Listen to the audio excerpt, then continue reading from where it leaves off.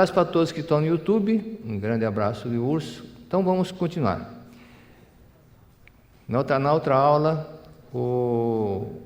explicamos sobre as dimensões. Então quem perdeu aqui, não assistiu nenhuma, primeira dimensão é uma linha, como pegando uma folha. Esta linha da folha é uma dimensão. Então as pessoas que também têm uma mente como de uma dimensão, elas só olham para aquela linha e nem olham para o lado. São pessoas muito individualistas, só pensam nela. Então nem sequer olham para o lado. Mas fazendo assim, nós vamos ver que tem duas dimensões, comprimento e largura. E as pessoas que também são de duas dimensões, só conhecem o lado e a frente, mas não acreditam no mundo espiritual. São as pessoas que só olham o comprimento e a largura. E as pessoas de três dimensões, que nós somos uma das três dimensões, e que também compreendemos e entendemos a altura, significa o seguinte, que nós acreditamos no mundo espiritual, nós acreditamos também na necessidade de orarmos por nossos antepassados. E a quarta dimensão, então já é uma dimensão superior, então aquilo que está na quarta dimensão, nós não conseguimos enxergar com os nossos olhos, não conseguimos captar com os sentidos corpóreos.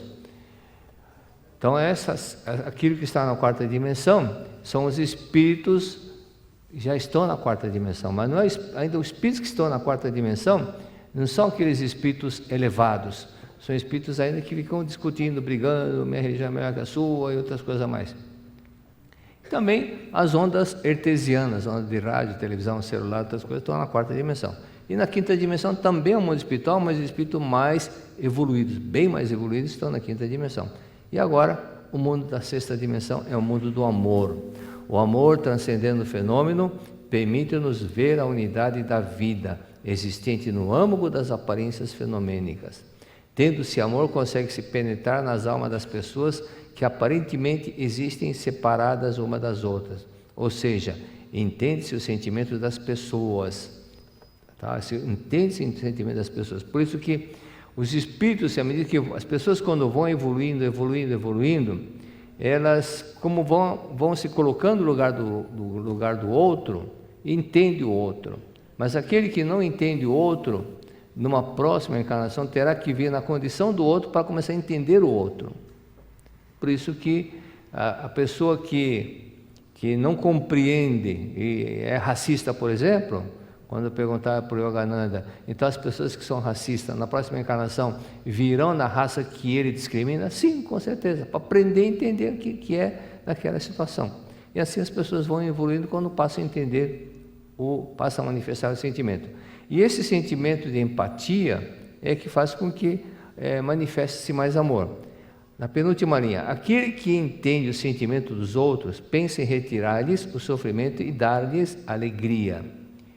É isso, acho muito bonita aquela explicação que o mestre dá no livro A Verdade, número 9, não é? A correção à verdade. Então ele fala que o sentimento, segundo a explicação do budismo, sentimento de misericórdia, você tira, é uma conta matemática, você tira o sofrimento do outro e soma a alegria. Tira o sofrimento e dá alegria. Esse é o sentimento de misericórdia, sentimento de amor ao próximo. Fará do contentamento alheio o seu próprio contentamento, da tristeza alheia a sua própria tristeza, e agirá abandonando seus próprios interesses para servir aos outros. Essa é a característica do espírito mais evoluído, mais elevado. Enquanto o oposto, o espírito baixo ainda, que é o cru ainda, que é o rude, que é um espírito que ainda está nas primeiras encarnações, ele só pensa nele. Então o eu está muito forte. O ego está muito forte. Então, aí nós vamos entender que aquilo que o mestre explica sobre os graus de amor. O primeiro grau é aquele que diz, eu quero ser amado. Ele fala, não fala mais nada, só fala, eu quero ser amado. Porque o ego é o centro de tudo, eu quero ser amado. Mas evoluindo, ele passa para o segundo estágio. Eu amo se o outro me amar. É melhor que o primeiro, que só pensa nele. Então ele ama se o outro amá-lo, mas também é uma condicional. Eu amo se o outro amar. Mas evoluindo, ele passa para o terceiro estágio. Ama mesmo não sendo amado. Ama mesmo não sendo amado.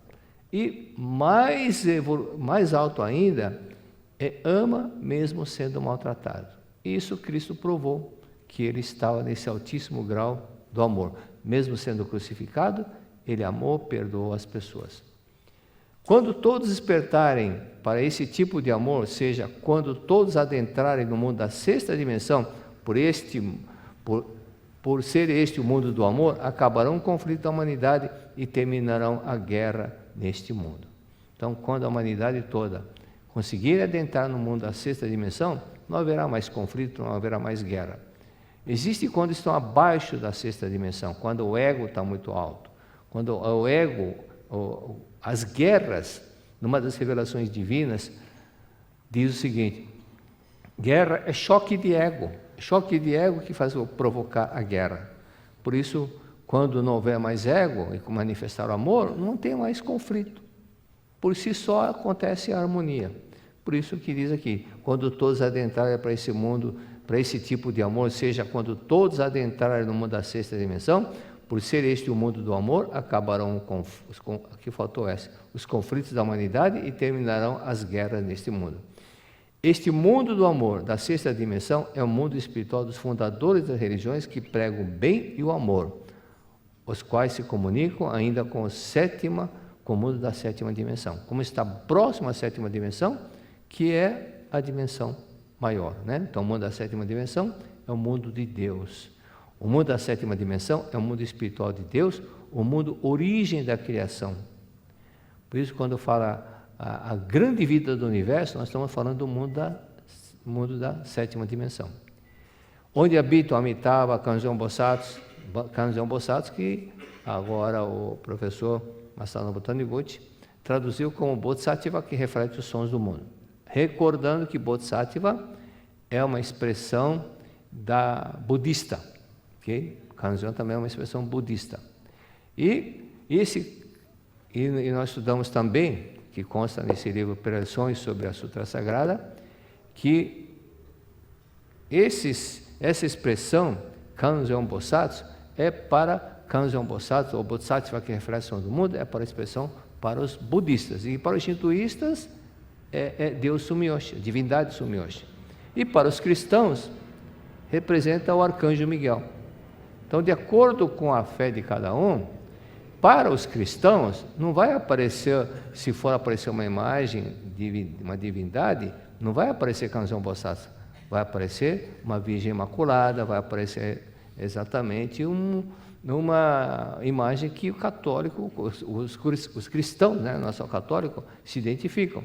Para os shintoístas vai aparecer a Deus Sumiyoshi, e para os budistas o Kangyur Bosatsu Bodhisattva, que é a reflexão do mundo. Todas as vidas nascem daí, e aí para aí se retornam. E o mundo onde, quando nele se regressa, todos os males são curados.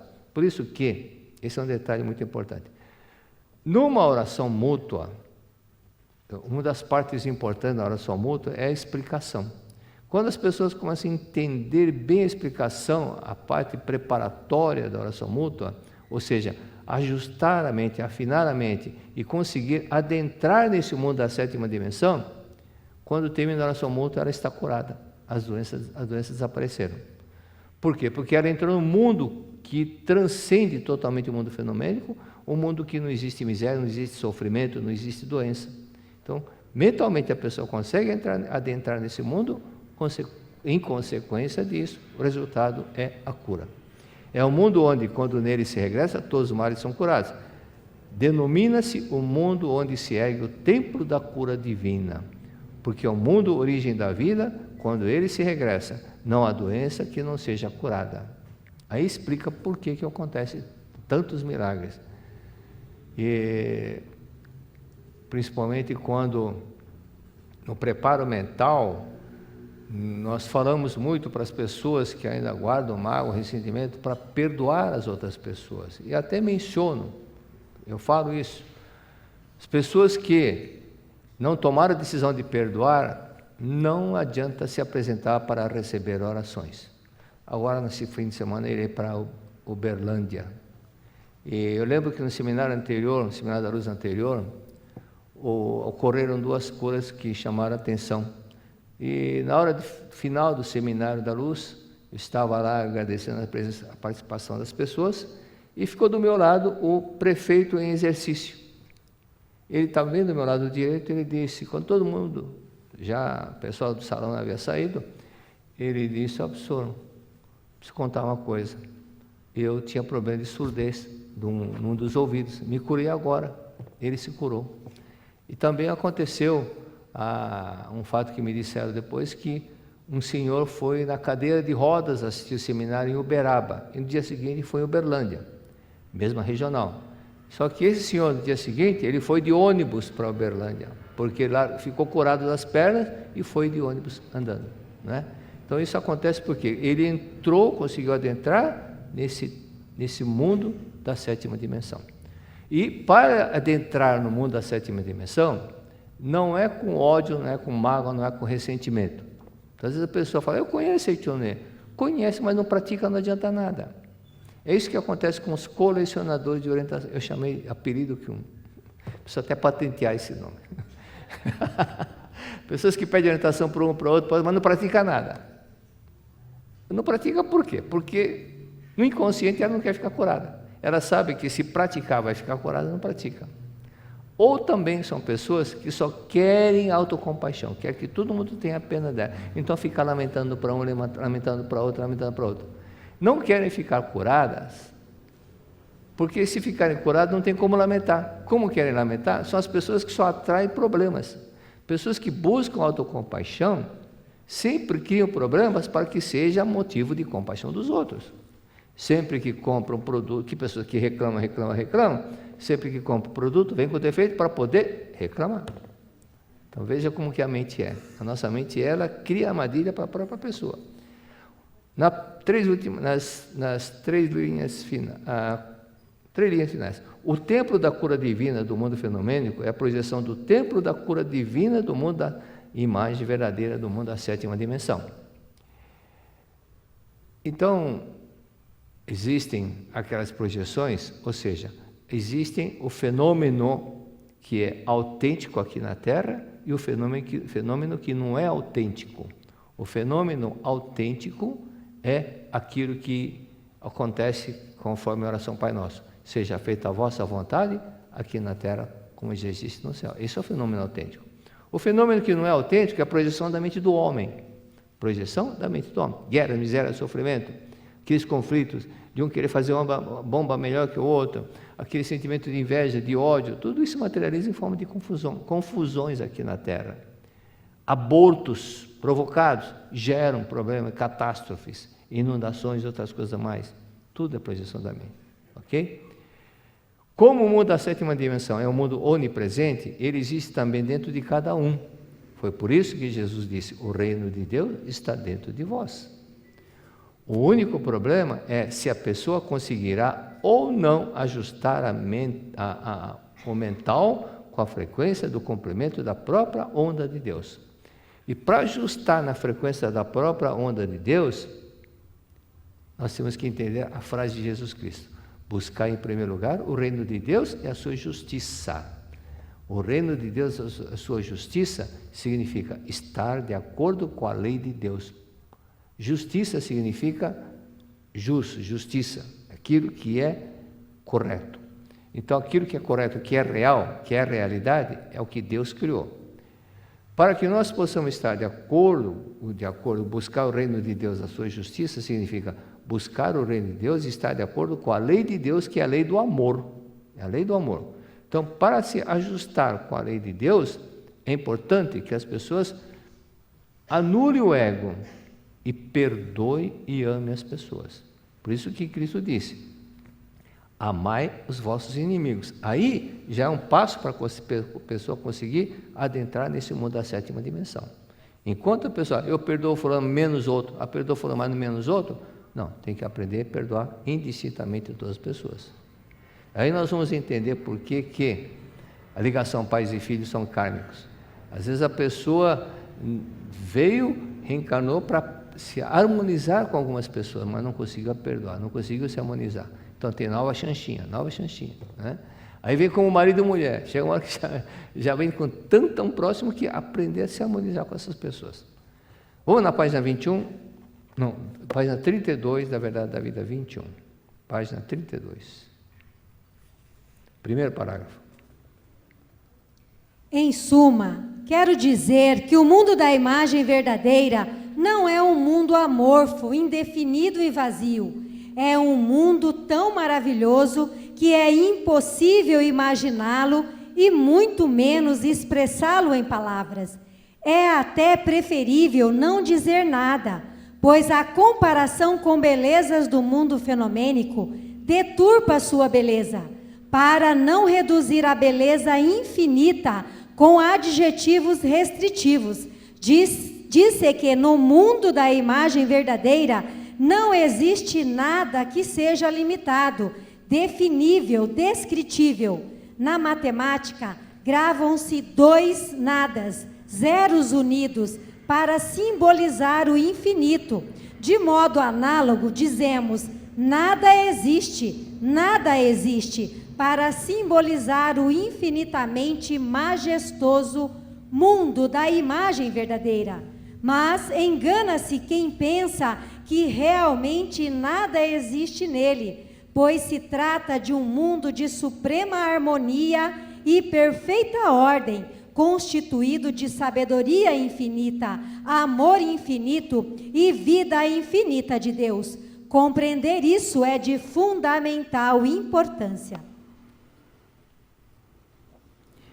Tem um livro que o mestre cita, eu não lembro o autor, mas como o mestre cita, eu consegui comprar no sebo. E é uma pessoa que ele fisicamente estava quase praticamente morto e foi conduzido, foi levado para o mundo espiritual e depois na volta ele descreveu tudo o que ele viu lá. Então algumas coisas são interessantes porque para as pessoas entenderem como que são certas situações que as pessoas não entendem, porque nós não estamos habituados a ver esse lado. E da mesma forma, pessoas que olham para uma paisagem muito bonita, mas o mundo celestial é muito mais do que aquilo que nós estamos enxergando aqui na Terra, muito mais. Numa oração mútua Seichoné, é comum ouvirmos relatos e impressões de pessoas que adentraram nesse mundo majestoso, mundo celestial. Normalmente elas não conseguem descrever com palavras o que viram, não conseguem descrever. Então, muita luz. Então, teve um caso de uma mulher que está num dos livros, que clinicamente, quando ela esteve morta, ela foi para um lugar tão iluminado que só muita sabedoria. Então ela percebeu a sabedoria, vibrava, vibrações, emanava muita sabedoria. Ela falou, o mundo terrenal é ridículo, né? É ridículo. E às vezes é muito por isso que às vezes se apegam muito à intelectualidade, porque intelecto, mas esses intelectos, conhecimentos terrenais, são referentes às leis da matéria. Então, lá no mundo espiritual não tem valor nenhum, né? Lá no mundo espiritual. Nada existe que possa ser comparado ao mundo celestial. Nada igual a zero. Nada é zero, concorda? Nada existe, um zero. Nada existe que possa ser comparado com o mundo espiritual. Nada existe. No outro nada existe, então os dois juntos formam o símbolo do infinito. É o 8 virado. Significa infinito. Igual infinito. O mundo é mais verdadeiro, o céu não é vazio como dizem algumas pessoas. Principalmente no budismo dizem que tudo é vazio. Não é tão vazio assim. Significa não tem nada, não. É um mundo celestial muito maravilhoso. Inclusive, Verdade da Vida 37, ali constam 2 sutras budistas, Hanya Shingyo e Amida Kyo. Na Sutra Amida Kyo, diz que ali existe uma lagoa de 7 tesouros, água de 8 virtudes, inodora, pura, imaculada, que não afeta a garganta, virtudes da água. E que no fundo da lagoa tem ouro, e mostra uma beleza maravilhosa, e diz ainda, desejai nascer nesse mundo. Tem pessoas que se acomodam muito onde está e que poderia estar num lugar melhor, mas se acomoda. Mas é um mundo, descrição é muito bonito, uma coisa que é descrita segundo o que está na sutra lá. Não há como descrever o mundo celestial, qualquer adjetivo será pobre. Por isso o mestre assim disse: para não reduzir a beleza infinita com adjetivos restritos, disse que não há nada que seja limitado, nada que seja definível, nada que seja descritível, porque não é somente essa paisagem. A linguagem aqui na Terra também é muito pobre comparando com os que existem no mundo celestial. Tanto foi dito em algumas escrituras, textos budistas, como foi dito também por Veterini, que ele disse: não dá para descrever com a linguagem da Terra aquilo que nós conhecemos do mundo espiritual. Então, é muito pobre, por mais rico que seja um país em termos de literatura, de gramática, é muito pobre comparando com a riqueza que existe no mundo espiritual. Quando Deus se revela, realiza-se o bem, a justiça e a misericórdia, por si se instala a harmonia. Ajusta-se cada um em seu respectivo lugar e não há dissensões. Não há quem lese o próximo. Isso está na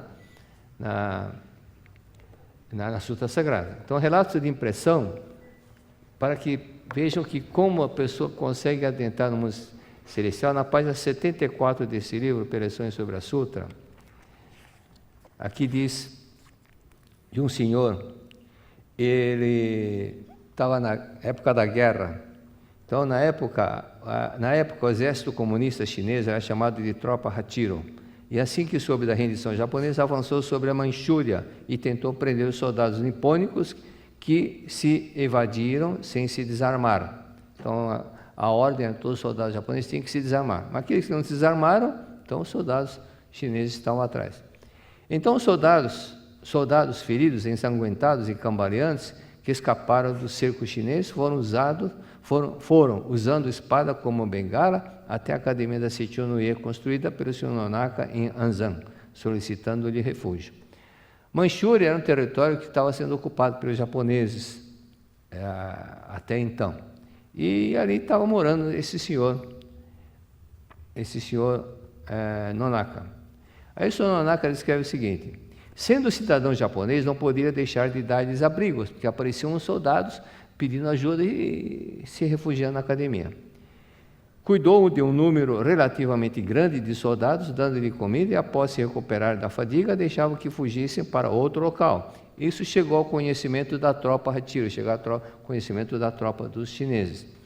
Por denúncia de alguém ou por algum outro meio, os soldados chineses prenderam o Sr. Nonaka. Prenderam o Sr. Nonaka e disseram para ele o seguinte: você está condenado à morte por ter dado proteção aos soldados japoneses. Amarraram-lhe e levaram-no até outro lado da montanha para executá-lo. Chegando ao momento da execução, um oficial da tropa de Hachiro, dos chineses, ordenou: vamos executá-lo, sente aqui. O Sr. Nonaka disse nesta hora: peço que me desamarem, pois eu não vou fugir. Está bem, desamarem-no, disse o oficial para os seus subordinados. Tomando a posição correta de meditação em Shinsokan, o Sr. Nonaka permaneceu com as mãos justapostas, mas, apesar do seu preparo mental estava perturbado, não conseguia entoar o canto evocativo de Deus. Diante daquela aflição, daquele alvoroço todo, imagina, você vai ser executado. Ele deu branco, não conseguia fazer o canto evocativo de Deus. Então ficou mentalizando em posição de oração: que eu continue sorrindo mesmo depois de morto.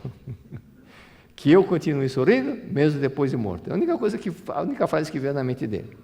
Ele achou que seria vergonhoso para um povo japonês, um cidadão nipônico, mostrar após a morte uma fisionomia trágica.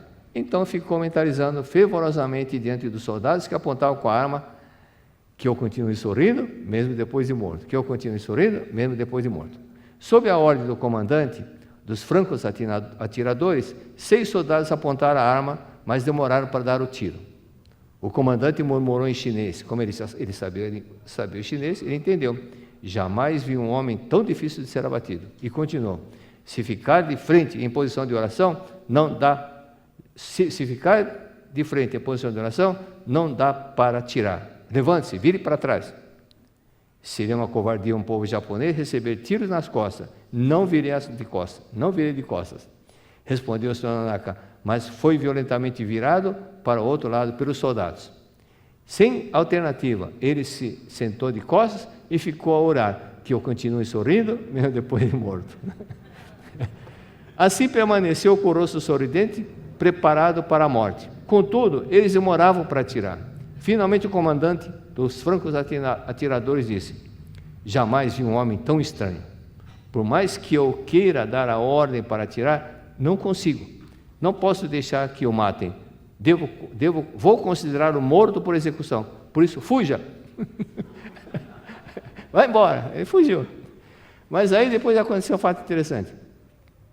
Assim ele foi libertado. Regressando à academia de Anzan, soube que naquela hora sua esposa estava realizando a meditação em Shinsokan, mentalizando compenetradamente o seguinte: meu marido é filho de Deus. Sendo homem filho de Deus, como Deus não fabricou nenhuma bala, as balas não existem originariamente. Mentalizou assim fervorosamente o aspecto da imagem verdadeira, onde balas estão em harmonia com o ser humano, e por isso não conseguiram atirar no Sr. Nonaka. Ela estava vendo que as balas não eram para agredir, mas a bala também estava em harmonia com o marido dela. Não existiam balas que o atingiram. Ou seja, manifestou-se ali a imagem verdadeira exatamente como está citado. Quando Deus se revela, realiza-se o bem, a justiça, a misericórdia, por si se instala a harmonia, ajusta-se cada um em seu respectivo lugar e não há dissensões, não há quem elege o próximo, não há bala que fira, né? Não há bala que fira. E não há quem adoeça, não há quem sofra. Então, essa mentalização fez com que, de um lado, ela estava fazendo oração e o soldado não conseguiu atirar, porque a força de Deus, a força interior, do Deus interior dele, estava sendo muito maior do que o desejo de matar alguém. Interessante. Aqui tem mais outros casos assim que é de arrepiar mesmo, são relatos fantásticos que estão nesse livro.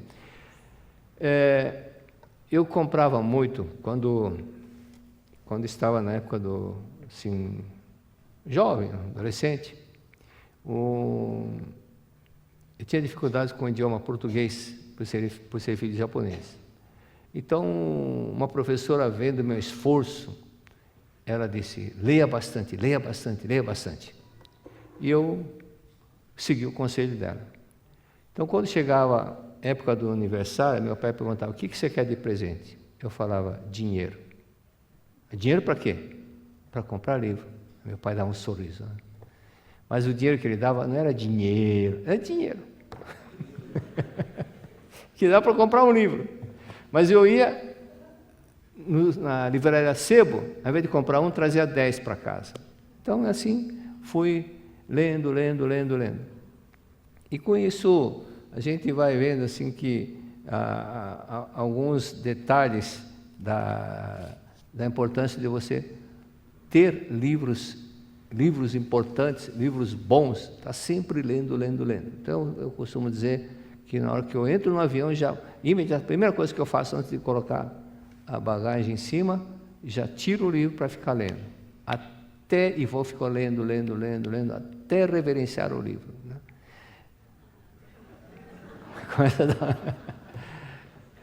É importante, né? É importante porque eu aprendi isso no livro Dinamize Sua Capacidade. Quando um jovem perguntou para um empresário bem-sucedido: qual o segredo do sucesso? Ele falou: não tem segredo, basta você aproveitar cada minuto de sua vida. Então, cada minuto que você tiver, aprenda, procure aproveitar para ler. Então, os livros sagrados, assim, livros são um tesouro que é importante você ler e reler. Então, se você olhar em meus livros, são todos, né, todos rabiscados, tarjados, e anotações na capa também, porque cada coisa que é interessante que eu vou achando, eu vou colocando aqui. Por exemplo, Adão, 284, Leis da Vida, Lei da Mente e Espírito, página 46, Alma e Espírito, diferença entre alma e espírito, página 165, e assim depois jogo no computador, e assim eu tenho ordenadamente tudo aquilo que necessita, classificado por tema, e onde está o livro, que página que está. Então isso tudo só traz benefícios, porque quando alguém me pergunta: onde encontra assunto tal? Livro tal, página tal, livro tal, página tal. É assim que nós vamos, porque a literatura da região é muito rica, muito grande. Aí lembrei quando o professor, nosso saudoso amigo, pretor Olímpio Kitahara, ele foi participar de um encontro ecumênico, e lá ele também ele encontrou um reverendo da igreja messiânica. E esse reverendo da Messiânica, ele estava com o livro na mão. Que livro que ele estava? Verdade da Vida, volume 12, que fala sobre, no texto está lá, comunidades e religiões, ou seja, todas as religiões convergem, são vindos do mesmo Deus, né? Então, a verdade é uma só, não importa a religião, mas a verdade é uma só. Então, por isso que esse reverendo da Messiânica levou a Verdade da Vida, volume 12, que ele falou, aceite, tem muita literatura, então nós temos que aprender, procurar sempre ler, para poder evoluir mais, tá bom?